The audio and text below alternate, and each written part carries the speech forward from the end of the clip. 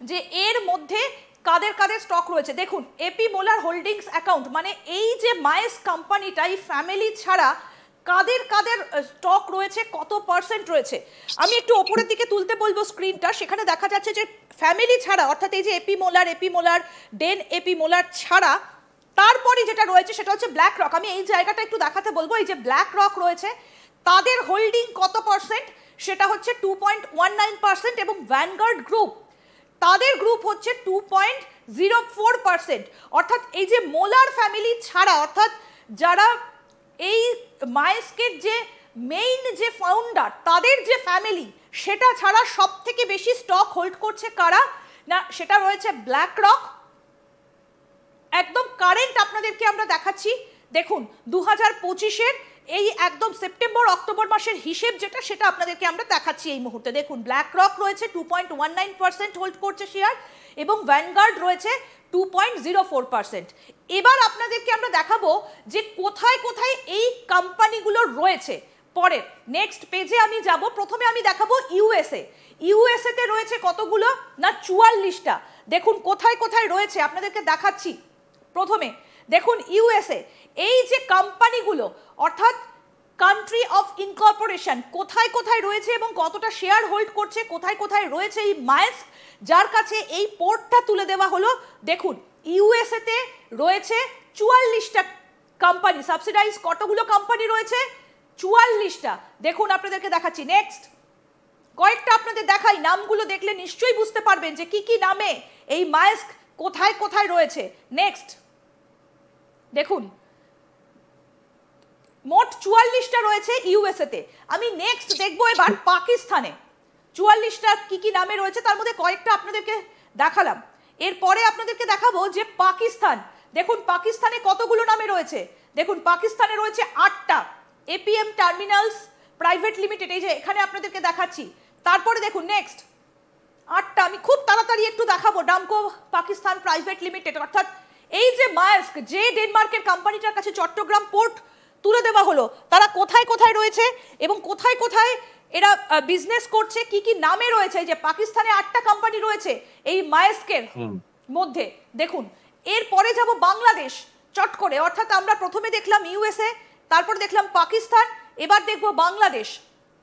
বাংলাদেশের 4টে, APM global logistic Bangladesh limited, মানে এটা কিন্তু মায়েস্কের, মানে একেবারে মায়েস্ক। দেখুন মায়েস্কের কোম্পানিগুলো দেখুন 4টে রয়েছে বাংলাদেশে। নেক্সট একটু নামগুলো দেখাবো, এই যে Maersk Bangladesh limited, APM global logistic Bangladesh limited, 4টে। তারপরে যাব পানামাতে, আরেকটু দেখাই, মানে বাংলাদেশ পাকিস্তান তো দেখান, আমি ইউএসএ দেখালাম, এবার দেখাই পানামাতে কটা কোম্পানি রয়েছে 11টা। মানে দেখুন মায়েস্ক গোটা বিশ্ব জুড়ে তাদের সেই কোম্পানি তারা খুলে রেখেছে এবং গোটা বিশ্ব জুড়ে আধিপত্য বিস্তার করে রেখেছে। এই যে পানামাতে আপনাদেরকে দেখাচ্ছি 11টা কোম্পানি রয়েছে যারা মায়েস্কের।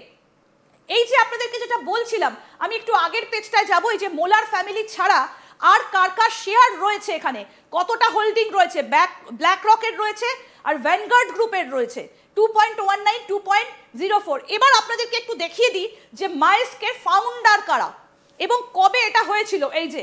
এই যে দেখুন এটা কবে এটা তৈরি হয়েছিল। এই যে এই ব্যক্তি যার ছবি আপনাদেরকে আমরা দেখাচ্ছি, ক্যাপ্টেন পিটার মাস্ক মোলার, ইনি এই কোম্পানিটা প্রতিষ্ঠা করেছিলেন। কবে সূচনা হয়েছিল এপি মোলার গ্রুপের?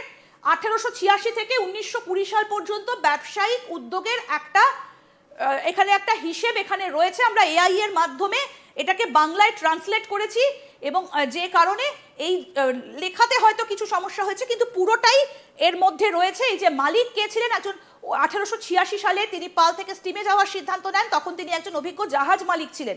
অর্থাৎ এই যে ক্যাপ্টেন পিটার মাস্ক মোলার, যার নামে এই কোম্পানিটা মায়েস্ক, যিনি মানে যে কোম্পানি এখন চট্টগ্রাম বন্দরের দায়িত্ব নিচ্ছে, যাকে তুলে দেওয়া হচ্ছে চট্টগ্রাম বন্দর বা চিটাগাং পোর্ট, তার যে হিস্ট্রি কারা কারা রয়েছেন, এই যে মোলার ফ্যামিলি, আমি একটু ওপরের দিকে যেতে, নিচের দিকে আসতে বলবো একটু ফাস্ট। এই যে কারা কারা রয়েছেন এখানে, তার ফ্যামিলি কি কি রয়েছেন, কারা কারা এর মধ্যে শেয়ার হোল্ড করছেন, কতটা শেয়ার হোল্ড করছেন, তার পরের যারা বংশধর তাদের নাম এখানে সব রয়েছে এবং এই হচ্ছে সেই কোম্পানি যে কোম্পানির হাতে তুলে দেওয়া হয়েছে এই চট্টগ্রাম পোর্ট।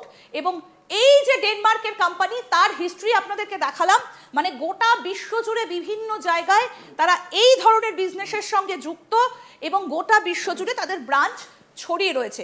এবার প্রশ্নটা এখানে, দাদা আমাদের সঙ্গে রয়েছেন বাংলাদেশের আইনজীবী নিঝুম মজুমদার। দাদা, প্রশ্নটা এখানে, যখন পাকিস্তান থেকে যুদ্ধজাহাজ ঢুকছে বাংলাদেশে, চিটাগাঙেই তো সর্বপ্রথম এসেছিল প্রায় আজ থেকে 1 বছর আগে শেখ হাসিনা দেশ ছাড়ার পর, তখনই এই চট্টগ্রাম পোর্টটার ওপর নজর ছিল পাকিস্তানের। তাহলে কি ডেনমার্কের এই কোম্পানিটাকে দায়িত্ব দিয়ে আরো বিশেষভাবে এই কন্টেনারগুলোতে আরো অনেক অনেক সামগ্রী আসবে, যা এসেছে গত 1 বছর ধরে তার থেকে আরো বেশি? বিষয়টা কি তাই? ডেফিনেটলি। আমি জানি না আপনি জানেন কিনা যে এর মধ্যে কিন্তু পাকিস্তান থেকে সরাসরি নিয়মিতভাবে বাংলাদেশে আপনার জাহাজ আসছে, এবং কয়দিন আগে আপনি এটা নিয়ে যথেষ্ট আলোচনা হয়েছে যে পপি সিড, অর্থাৎ যে ড্রাগসের যেই সিডের কথা আমরা জানি, যেটি আফগানিস্তানে ব্যাপকভাবে চাষ করা হয়, সেই সেই পপি সিড বাংলাদেশে প্রচুর পরিমাণে এসেছে। এবং বলা হয়েছে, আমার কাছে স্পষ্ট এই ব্যাপারে তথ্য আছে, এবং সেটি একটু স্পেসিফিক আপনাদেরকে বলে নেই। আমার একটা রাশিয়ান সোর্স আমাকে পরিষ্কারভাবে বলেছে, এই টনের পর টন এই পপি সিডের আড়ালে বাংলাদেশে অস্ত্র এসেছে, এবং এই অস্ত্র বাংলাদেশের বিভিন্ন সীমান্ত অঞ্চলবর্তী জায়গাতে চলে যাচ্ছে। এবং এটি কিন্তু খুবই আমি বলবো যে মানে আমার যেই সোর্সরা আছে তারা আমাকে এটা নিশ্চিত করেছে যে বাংলাদেশের পপি সিডের আড়ালে অস্ত্র ঢুকেছে এবং ব্যাপক হারেই সেটা এসেছে। ফলে এই যে পাকিস্তান থেকে আপনার এই অস্ত্র এসেছে বা এই সরাসরি নৌ চলাচল শুরু হয়েছে, এই জিনিসগুলো আমরা এর আগেও আলোচনা করেছি, এবং এটি তো অত্যন্ত কনসার্নিং।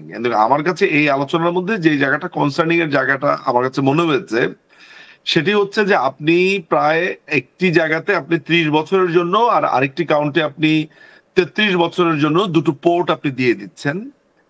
এই দুটো পোর্ট আপনি যখন দিয়ে দিচ্ছেন, এবং আমরা যখন এই যাদের কথা আপনি বললেন তাদের শেয়ার হোল্ডারের বাইরেও আমরা যখন দেখতে পেলাম, এই ব্ল্যাক রক বলেন কিংবা আরেকটা কোম্পানির নাম যেন কি বললেন, যাদের ব্যাপারে সিরিয়াস রকমের ভ্যানগার্ড, যাদের ব্যাপারে সিরিয়াস রকমের আলাপ আছে যে এরা হচ্ছে আমেরিকান ডিপ স্টেটেরই অংশীভূত ব্যবসায়ী প্রতিষ্ঠান, যারা পৃথিবীর বিভিন্ন দেশের যেই বন্দরগুলো নিয়ন্ত্রণের সাথে তারা জড়িত।